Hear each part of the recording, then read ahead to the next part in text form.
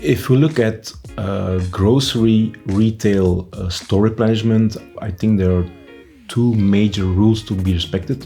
First of all, you have to segregate certain types of products from each other. Secondly, even within one segregation, you can still have certain rules because, for example, you may not start with your eggs and then putting something heavy on top of it. So this means that in between your piece picking and your loading process, you also want a buffer process.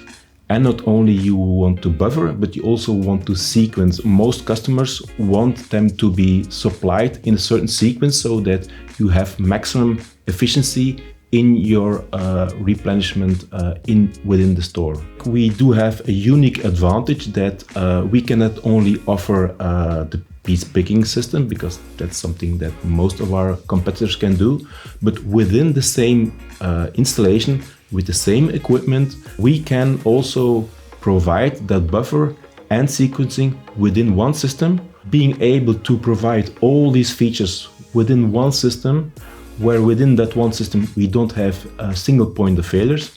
I think this is really a key feature to optimize your costs and to be efficient as possible.